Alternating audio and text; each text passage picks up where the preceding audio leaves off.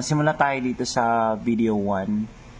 Nag-umpisa kasi yan dito sa 9, ano yun, and 9:30 para makita natin yung kasiyahan ng kabilang table at yung grupo ni Aura. Well, basically, hindi naman sila magkagalit eh. Kumbaga magkakakilala yung kasama ni Aura at yung guy na involved. So, if you can see, ito si Aura, yung nasa cruiser. At saka ito yung guy na naka-gray. So, nung nakikita nyo, hinuhubad ng guy yung, yung pants niya. Kasi yun ang request ni Aura. Hindi nagsimula yung issue. Walang issue na hipuan.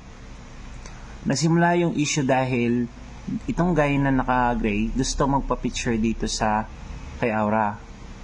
Pero ang sabi kasi ni Aura, in order na makapagpa-picture, kailangan muna ng magubad ng pants ng guy. So, as you can see, wala nang tugtog dyan. Nagsasayawan na lang sila. Nagkakatuwaan na lang dito sa video 1 na footage. So, ayan, tingnan nyo na mangyayari na kitang-kita dito sa video na magkakaibigan yung grupo ni Aura at saka itong guy na naka-gray, naka-yellow at saka naka-black. Ayan yung guy. Nagkakatuwaan sila dyan actually. Ayan. So, makikita sa video na pinapababa na ni Aura yung mga kasama niya. Kasi nga, para matupad yung dare niya dito sa guy na nakakulay gray. Tingnan mo, nakikita dyan kasi nung during party, nagkakasiyahan yan sila. Yan, magkakakilala yan, oh. Kasama ni Aura yan yung guy na naka-white. Yan, magkakasama yan. Ayan. Wala, okay yung pag-alis ng mga girls. Wala talagang issues. Ayan. Pinababa ni Aura lahat ng kasama niya. And tingnan mo si Aura nag-stay dito. Kasi nga, hinahamon niya tong guy. Ayan. Pinababa niya lahat. Hinaaya na siya ng kasama niya na nakasando. Pero ayaw niyang bumaba. Ang rason kung bakit ayaw niyang bumaba is meron siyang dare dito sa lalaki na para mapagbigyan magpa-picture, kailangan hubarin yung pants. Ayan. So, nagsimula sa mas maganda sa 9 up until dito sa oras na to. Yan. Nilapitan ng guy yung si Aura. Kaso nga lang, ang sabi ni Aura dito na may ano siya, na babad trip na siya kasi hindi pa naghubad ng pants yung guy. Actually, lahat ng kasama dito pinababa na. Tingin ko napapansin nyo, and magkakasama yan sila. 5 yan sila na grupo. Ngayon, pinasaran ni Aura yung pinto. Ayaw niyang paalisin itong grupo na to hanggat hindi naguhubad ng pants tong guy. Ayan. Nagkakaasaran pa yan sila dyan. Actually, biruan lang yun eh. Kaso nga lang sineryoso ni Aura. Kasi yun yung dare niya dun sa guy. Ayan. As you can see, dyan na nagkaroon ng confrontation. Ito sila banda. Yan, ito banda yan. Yan, dyan na yung parang gusto niya pahubarin. Ang problema, hindi inubad ng guy. Ang ginawa is, instead na yung short, yung t-shirt yung hinubad. Makikita naman dyan eh. Na t-shirt yung hinubad. Ayan. Nakahubad na yung guy dyan. Ayun, nakahubad na. Kung napapansin, tinutulak ni Aura. Ayan, nakahubad na. Ngayon, yung bouncer namin, since bawal maghubad sa loob, sisitahin niya tong guy. Ayan, sisitahin niya yung guy. Ayan. Para may better picture tayo, punta tayo ng video 2. Babalik lang tayo dito sa video 1 mamaya.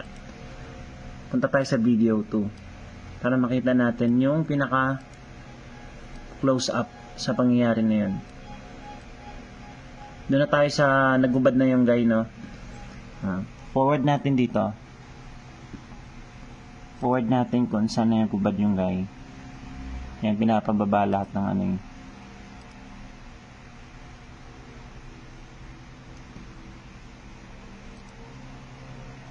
pagkakalam ko 1, ano.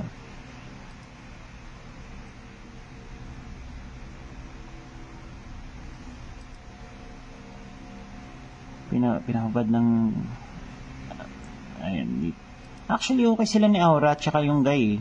Masama lang loob ni Aura at gawa nga ng hindi na pagbigyan. As you can see, yan. As you can see, nag-uusap sila dyan. May nag-holding hands pa nga sila eh. Sana yung ano, footage na yan. Yan, nakalabas na yung mga kasama niya eh.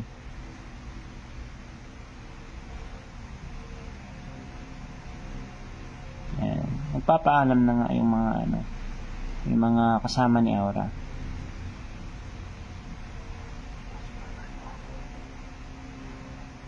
Ayan, nilapitan niya, inakbayan niya.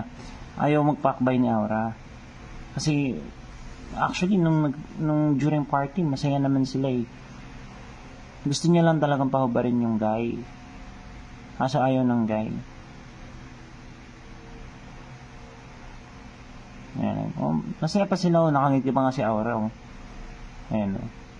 Ayan oh, pinasara niya yung pinto. Ayan. Okay nga sila eh. Nag-aan pa nga sila. Oh, nag-holdingas pa nga sila. Nagkukulitan lang yun sila.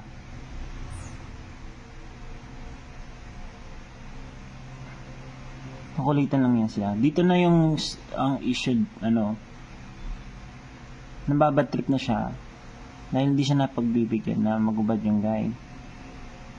Kasi sinasabi ng mga nasa paligid niya, magubad ka na kasi pre para makauwi na tayo. Yan.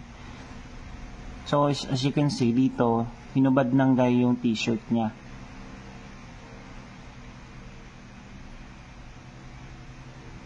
Tingnan nyo.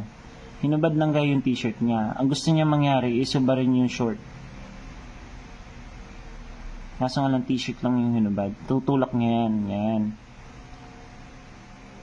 So, yan. Tingnan nyo. Nakahubad yung guy. Ang gusto kasi ng ni Aura is yung pantalon.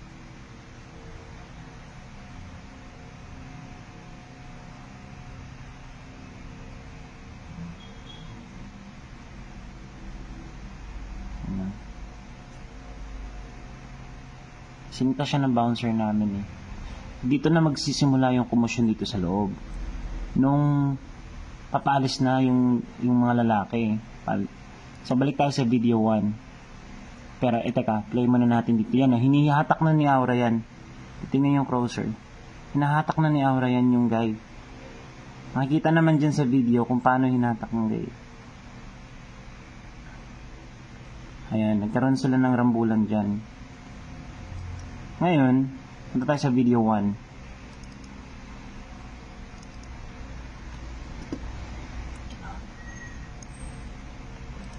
Pagdating natin sa video 1, punta tayo dun sa hinatak na nagbihis na yung lalaki. I believe dito banda yun.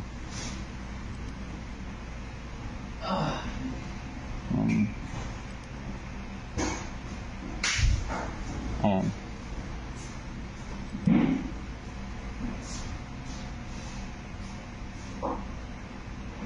Ayan. Nakaubad yung lalaki dyan, di ba? Ayan. Sinita ng bouncer namin. Ulitin ko lang to make sure. Ayan.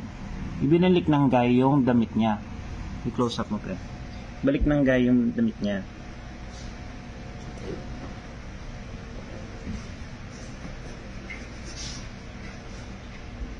Ayan. Nung pagbalik ng guy ng damit niya, palabas na sana siya.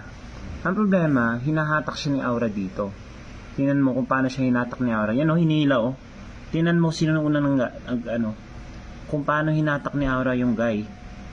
Ayan. Ayan. O, natumba pa sila. Sobrang punit nga yung damit ng guy. Galit na galit si Aura. Hindi niya pinapalabas yung guy hanggat di naguhubad ng short. Ng pantalon. Or pants. Ayan. Ito yung guy, tingnan nyo yung guy, ito, yan. Sa habulin pa yan ni Aura para itulak, yan. Tingnan nyo, kung sino yung unang nagalit. Sino unang naging physical. Naging, nag-aalboruto na si Aura dyan. Yan. Inawat na siya ng bouncer namin eh.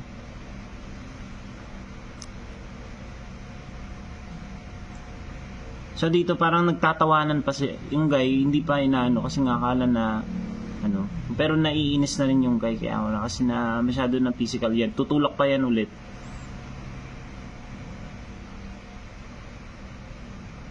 Yan, focus mo dito. Yan.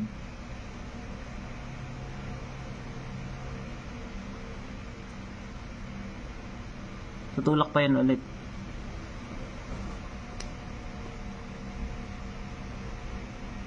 Gusto na umuwi ng guy, actually gusto nilang umiwas talaga. You know, nag-self-defense na yung lalaki. Tingnan mo, tunulak pa. Ngayon, inaawat na siya ng bouncer namin. Pinalabas na yung guy. Itong mga bouncer namin, nag-responde agad para mapigilan. So, dito na tayo sa video 3. Dito sa video 3, makikita natin na ano, dito na tayo banda kasi palabas na yan sila eh. Forward natin.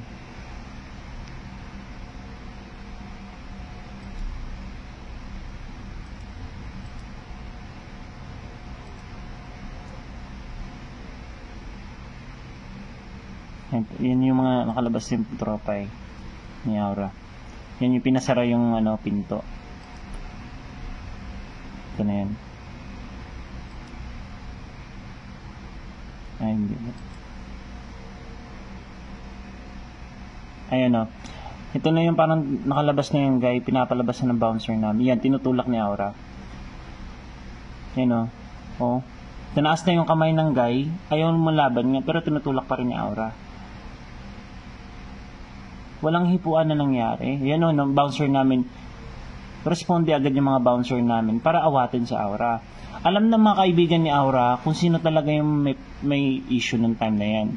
Yan, tinutulak na ni Aura yung mga bouncer namin at dali-dali na umalis yung guy. Nakikita yan dito sa video 4. Dito sa video 4, makikita mo kung gaano ka-aggressive si Aura sa part na to. Na ano. Ayan. As you can see, bumaba yung dito, backward pa natin yung bumaba yung guy. Ayan. As you can see, bababa yung guy dito. Galing yun sa taas kanina nung pinulak siya. Tapos tinaas niya yung kamay. Ayan. Tumakbo pa yung guy dyan.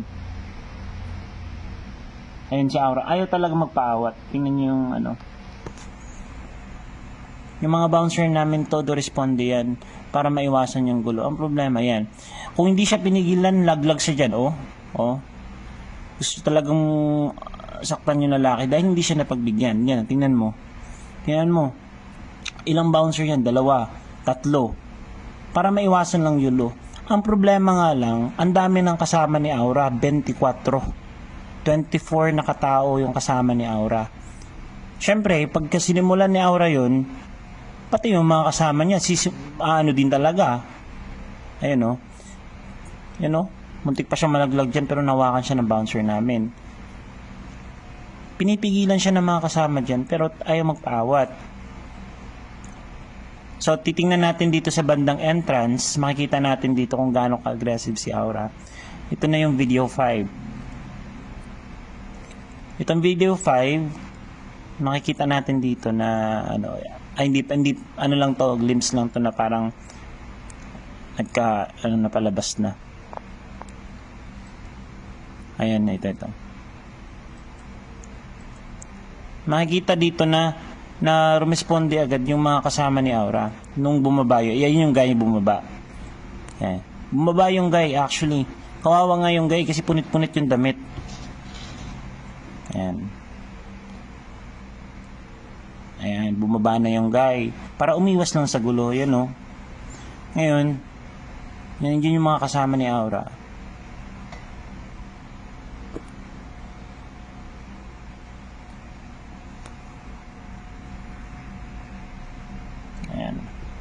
So, ang dami niyang mga kasamang lalaki si Aura. Pati mga babae, yung mga babae na nagsiunahan ng bumaba. Nagsiakyatan ulit yung may dalang rose. Ayan. Nagsiakyatan ulit. Ayan. Tingnan mo kung gaano ka-aggressive si Aura. Ayaw magpapigil. Tingnan mo. Ayan. Sinasabi niya yan, gusto niya sapakin yung lalaki. Tapos dito tayo sa video 6.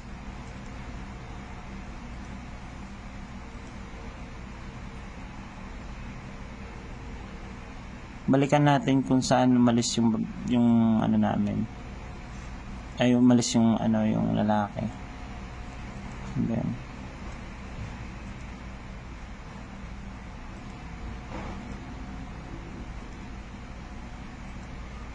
yung babaeng dito umakyat, may dalang rose. Ayan, yun. Ayan yung guy. Tama. Ayan yung naka-gray na guy na lumabas na sa premises namin. Ayan, lumabas na. Mamadali nga siya kasi nga ayaw ng gulo. Tapos magsisiakyatan yan. Sabi ng guy dun sa labas na awatin si Aura. Kaya yung mga guy nagsipasukan sa loob. Awatin si Aura kasi ayaw magpaawat. So makikita natin dyan na kung gaano siya ka-aggressive. Ayan, mga bouncer yan na nag-response agad. Nag-responde agad para maiwasan yung gulo. Kaso nga lang sobrang dami ng kasama ni Aura. At gusto niya talagang sapakin yung guy sa labas. So, yan tingnan mo kung gaano ka violent si Aura dyan. So, balik tayo dito sa last part. Simula nang umalis yung guy sa yan.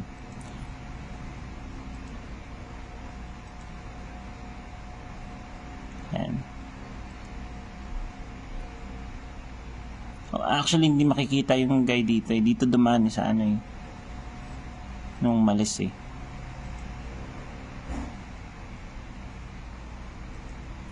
Yan.